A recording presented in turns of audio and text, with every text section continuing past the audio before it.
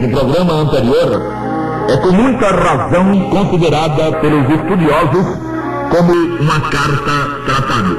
Ou seja, nela é passada para os destinatários uma verdadeira revisão dos dogmas, símbolos e figuras do Velho Testamento, confrontando-os com o Novo Testamento, ou com os valores do Novo Testamento, este fundamentado no sangue de Jesus. A palavra melhor ocorre repetidas vezes, dando conta de que, tendo tido origem no amor e na compreensão do Altíssimo, o Velho Testamento era bom. Mas precisando depender e dependendo da ação do homem, e enquanto houver material humano haverá falhas, ele, o Velho Testamento, mesmo sendo bom, não pôde ser completo e jamais aperfeiçoou ninguém, como aliás está escrito, pois a lei nenhuma coisa aperfeiçoou, e desta sorte é introduzida uma melhor esperança pela qual chegamos a Deus. Hebreus 7 e 19. Ao ser introduzida uma melhor esperança, a esperança anterior, que era apenas boa, mas não poderia funcionar como esperança, e não mais funciona, foi colocada de lado. Os hebreus, apegados que eram e ainda são à sua religião, mais por orgulho e por presunção do que por convicção, rejeitaram tenazmente o que é melhor, ficando com aquilo que, sendo bom, mesmo sendo bom, não resolve, jamais resolveu, nunca resolverá. O escritor, descrevendo a pessoa bendita e impressionante de Jesus, o mediador da nova aliança, testifica: e sendo ele consumado, veio a ser a causa de eterna salvação para todos os que lhe obedecem. Hebreus 5 e 9. Daqui extraímos, é possível extrair, algumas verdades ontológicas, verdades extraordinárias do novo concerto entre Deus e seu Filho, o Senhor Jesus. Verdades do Novo Testamento, que por isso é melhor, muito melhor que o Antigo. A primeira delas é que Jesus só se tornou a causa da salvação depois de consumado. Nesse caso, tudo o que foi dito e ensinado, mesmo por ele, não tinha o poder salvador. Quem sabe, sabe que não são os ensinos de Jesus que salvam. Não é seguir seu exemplo, não é imitá-lo no dia a dia. Nada disso resolve a questão eterna. Para que alguém seja salvo, deve atentar para o que ocorreu na morte do Senhor, pois só ali ele se tornou o Salvador. Antes, ele era o mestre por excelência, e o homem perfeito, e o profeta poderoso, mas não Salvador. E na morte, Jesus derramou o sangue que permite a Deus, o Pai, conceder perdão a qualquer um que o invoque. Então, não adianta nada o paparicar das pessoas com o menino da manjedoura, mesmo que haja sinceridade. O menino da manjedoura não derramou sangue, e nem o adolescente prodígio, que foi capaz de confundir os doutores da lei, Lucas 2, 46 e 47, e nem o mestre por excelência, como teimam em classificar o Salvador, aqueles que não creem nele como Salvador. Foi o homem perfeito quem esteve na cruz, onde foi consumado como Salvador. Muitos falam de Jesus, e nesses dias finais a coisa virou epidemia, mas falam por falar. Já temos dito, e outros também já o fizeram, ou já o disseram, que o nome de Jesus virou, na boca e na cabeça de tantos, um amuleto. Ao invés da figa e do pé de coelho, usam hoje o nome de Jesus. Mas a ideia é a mesma: obter proteção e bênçãos materiais, prosperidade. Isso é terrível. Isso não funciona.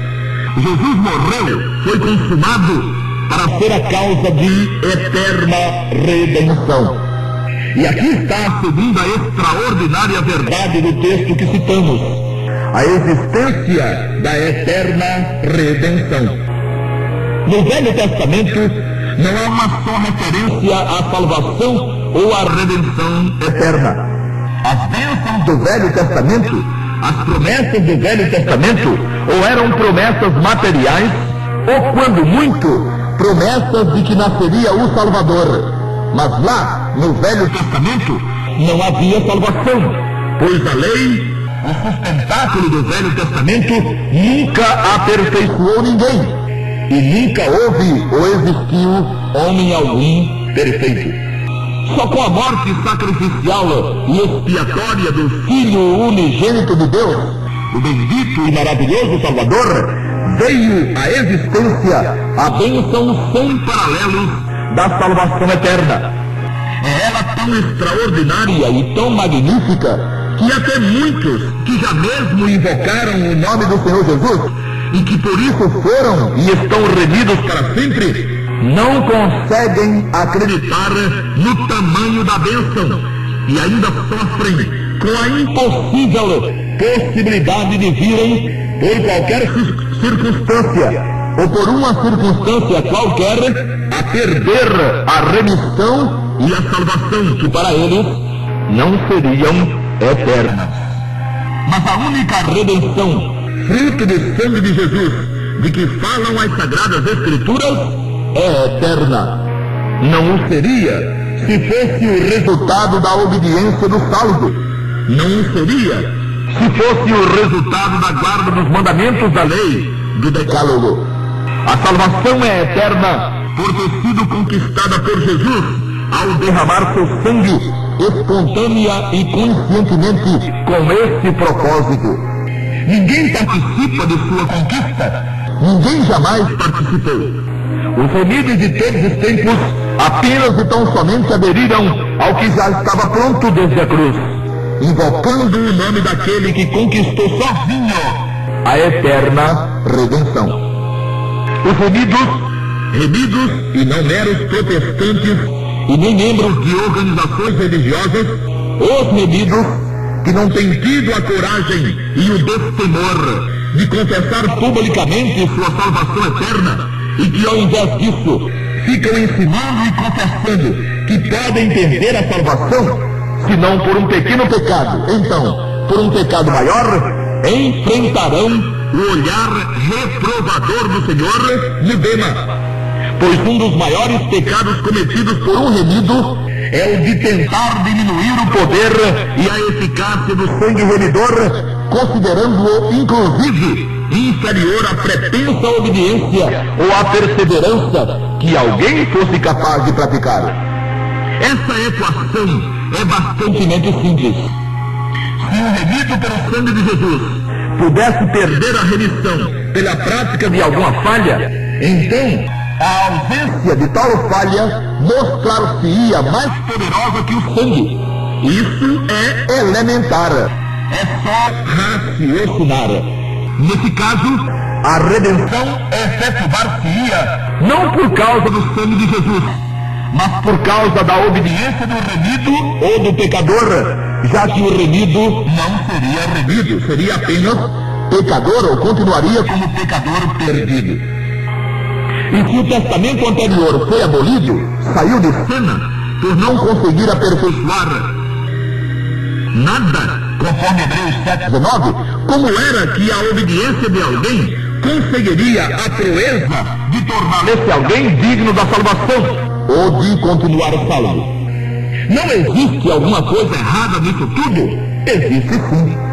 Esses que assim afirmam, e são muitos, de várias confissões, persistem, teimam em continuar aplicando, como os hebreus, as regras do Velho Testamento, do Velho Concerto, na graça salvadora. Mesmo a palavra de Deus afirmando que o Velho Concerto, por causa de sua fraqueza e inutilidade, foi abrogado, anulado, cancelado como forma de justificação e de salvação. Hebreus 7, 18 e 19. No Velho Testamento não existiu em Cristo e ungido promessas de sua vinda, mas não sua vinda. O escritor aos Hebreus volta à carga dizendo: mas, vindo Cristo, o sumo sacerdote dos bens futuros, por um maior e mais perfeito tabernáculo, não feito por mãos, isto é, não desta criação, nem por sangue de bodes e de bezerros, mas por seu próprio sangue, entrou uma vez por todas no santuário, havendo efetuado uma eterna redenção. Hebreus 9, 11 e 12. Jesus, por seu próprio sangue, entrou de uma vez por todas no santuário celestial e efetuou a redenção eterna. Uma vez por todas.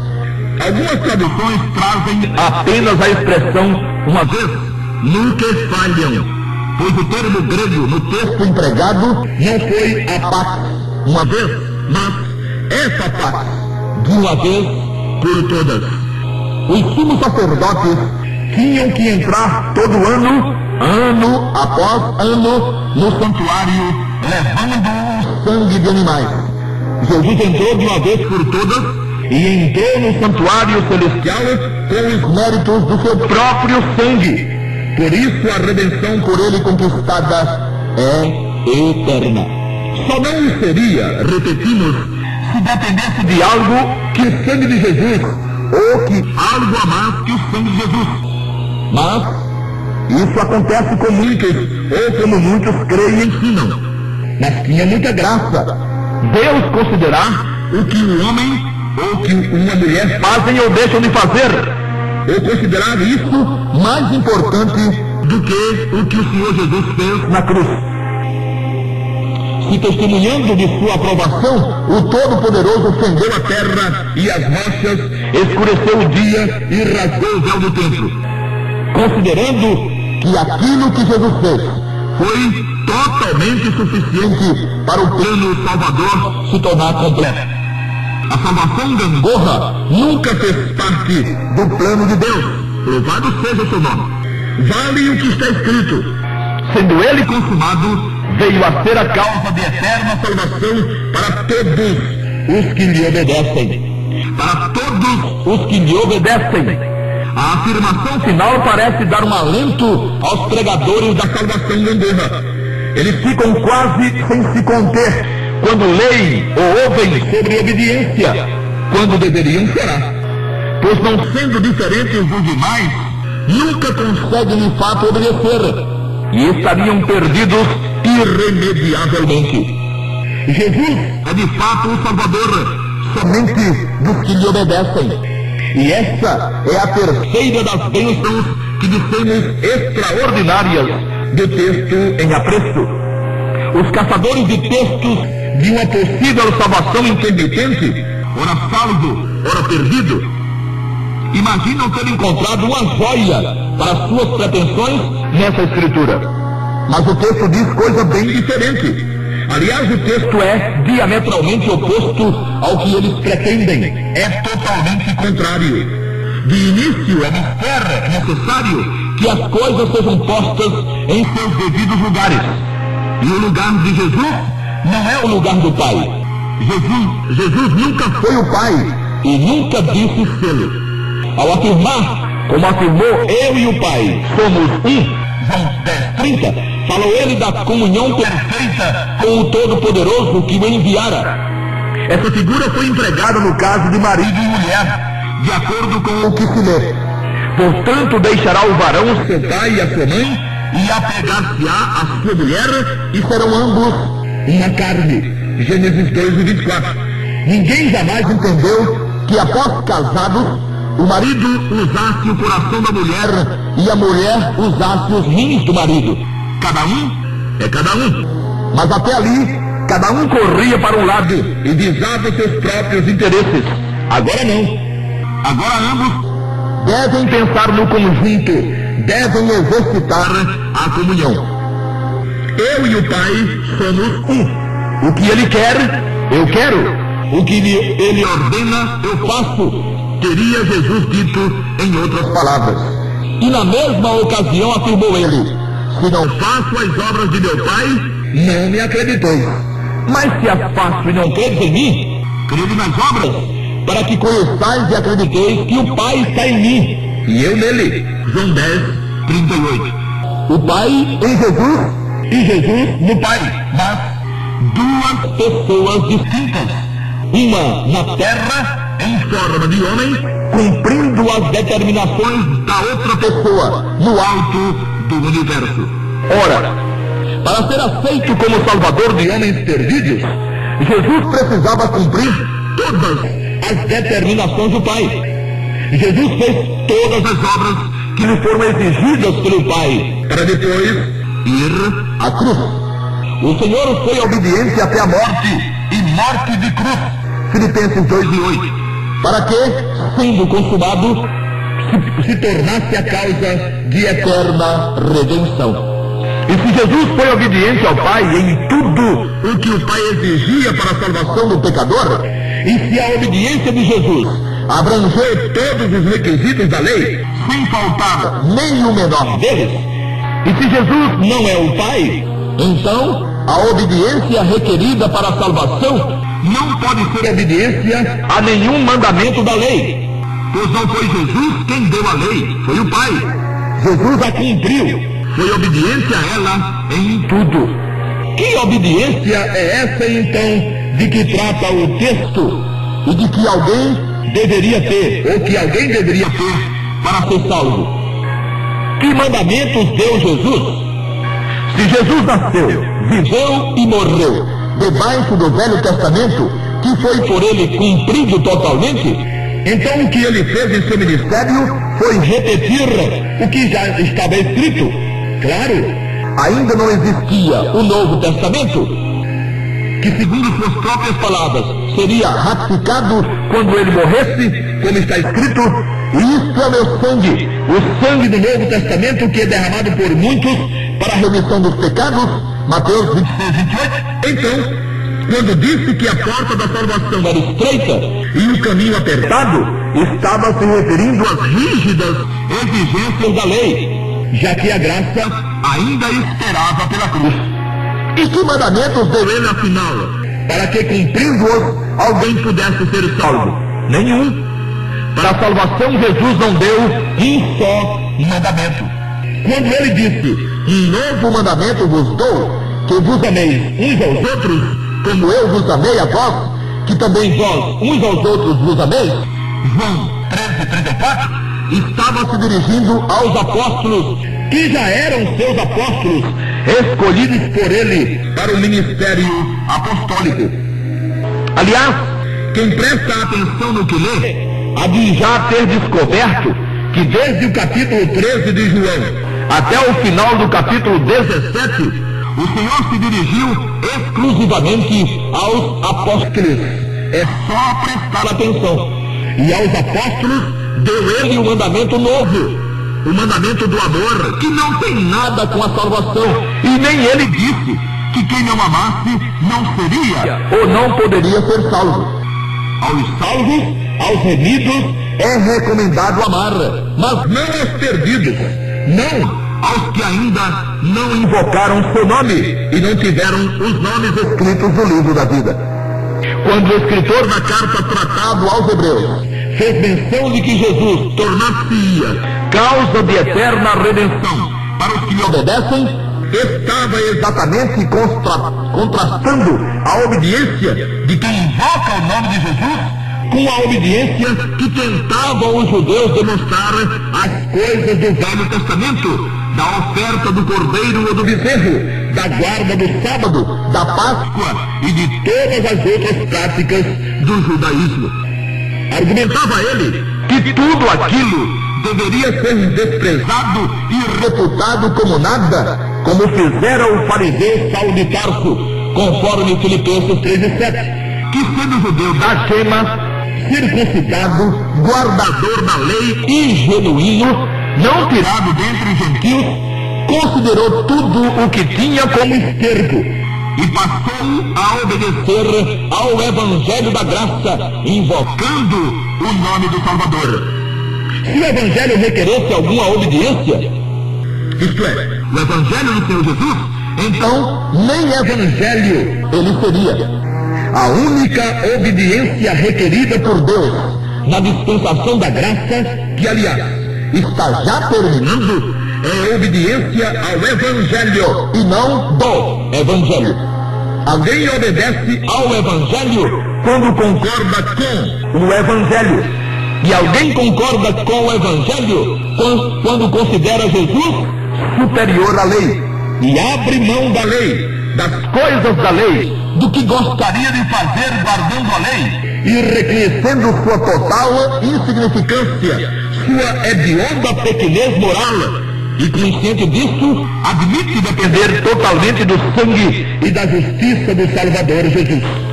É e foi a essa obediência que o escritor se referiu. Na salvação dos pecadores, só uma obediência foi capaz de ser efetivada. Não ficou na suposição, no vamos ver, a obediência do Senhor Jesus. Aliás, esse é o contexto do texto que abordamos. Ainda que era filho, aprendeu a obediência por aquilo que padeceu. Romanos 5, aliás, Hebreus 5 e 8. Ele obedeceu para que Deus o Pai não tivesse que requerer dos homens a mesma obediência que requerera no Velho Testamento, quando ninguém foi achado santo, justo e bom nos parâmetros da lei. Quando as Sagradas Escrituras afirmam não existir um justo, nenhum sequer, Romanos 3 e 10, não está querendo impressionar ninguém. Está colocando em pratos limpos a triste realidade da condição humana, abaixo de zero, na avaliação do Senhor Deus. É triste ver pessoas há mais de 1900 anos depois da cruz, já tendo ouvido a mensagem da salvação gratuita pelos méritos do sangue de Jesus, ainda fazendo charminho, ou achando ser incapazes de obedecer à lei, ou achando não ser suficiente o sangue do Cordeiro de Deus, desafiando tristemente a ira divina. Tais pessoas, já dissemos, jamais têm certeza de salvação, e nem mesmo poderiam ter. Como é que alguém que espera ser salvo, se for obediente e se perseverar, pode ter certeza, se todo dia cai, se todo dia peca? Esperam inocentemente que no juízo Deus tenha delas misericórdia. E em qual juízo já se viu ser demonstrada alguma misericórdia? Juízo não é lugar para misericórdia, é lugar para justiça. E qual o pecador que, mesmo tendo tentado guardar a lei, receberá misericórdia no juízo? Onde é que está isso escrito? Pelo contrário, está escrito que o juízo de Deus é segundo a verdade sobre os que tais coisas praticam, isto é, sobre os que praticam o pecado, mesmo que não o queiram. Romanos 2 e 2. Um pecado não cometido não anula o que foi cometido. E nem uma ação correta e boa tem o poder de apagar uma má ação. Não é necessário apenas saber que alguma coisa é pecado, é necessário jamais praticar aquela coisa e nem mesmo pensar nela. O novo concerto, o Novo Testamento, Deus o fez, colocando como cabeça federal não cada homem. Deus não fez o novo concerto com homens, ele o fez com seu próprio Filho. Então o cabeça federal, o responsável pelo novo concerto, foi e é o Verbo eterno que se fez homem, o homem perfeito, que aprendeu a obediência e que pagou com sua obediência a desobediência de cada um remido e de cada um que resolva espontânea e sinceramente invocá-lo como seu Salvador. É de causar arrepios saber e constatar existirem milhões passando por esta vida e tendo à mercê o poder do sangue de Jesus, indo atrás de leizinhas, de receitas religiosas, querendo por elas agradar a Deus. É uma lástima, uma tragédia sem tamanho, o drama que essas vidas vão ter que enfrentar eternidade afora. Algumas daqui partindo convencidas até de que nem eternidade existe. outras de que, mesmo não conseguindo subir, descerão por algum tempo para um suposto purgatório, pagarão o que devem e por fim serão recebidas da glória. Nem é preciso dizer que esses conceitos foram inventados por quem nunca confiou na obra do Salvador. E como era que alguém que confiasse no poder e na eficácia do sangue de Jesus iria criar alguma coisa como purgatório, lugar de purificação, e como juízo investigativo, onde ficaria sabendo se merece ou não ser salvo? As Sagradas Escrituras não afirmam que a purificação dos pecados, tanto quanto o perdão, se processam pelo sangue de Jesus? Quem acredita em purgatório e em juízo investigativo, acredita por não confiar no sangue do Cordeiro de Deus. E se não confiou, como poderia ser e estar remido? Em alguns segmentos religiosos, que até batem palmas para Jesus, é terminantemente proibida a afirmação de que se está salvo para sempre. A alegação é a mesma e velha alegação dos incrédulos. Ninguém merece. Quem come carne e farinha não pode afirmar que está salvo. E quem é que pode afirmar? Quem come caviar, o manjar dos deuses? E sendo ele consumado, veio ser a causa de eterna salvação para os que lhe obedecem. Caríssimo ouvinte, a quem você está tentando obedecer? À lei? À sua religião? A Deus? Nos moldes do Velho Testamento? Quer continuar tentando? É com você. Mas tentar não significa nada diante da justiça de Deus. Valeria obedecer todo o tempo, dia e noite, sem jamais falhar. Já conseguiu isso alguma vez? Não. Não é verdade? Saia dessa. Invoque o nome do Senhor Jesus e você terá praticado toda a obediência de que é capaz, apenasmente confiando no poder de seu sangue, sem mais nada precisar fazer. Obedeça a Jesus, coloque-o já em sua vida, apele para ele agora e seja feliz para todo sempre. Amém.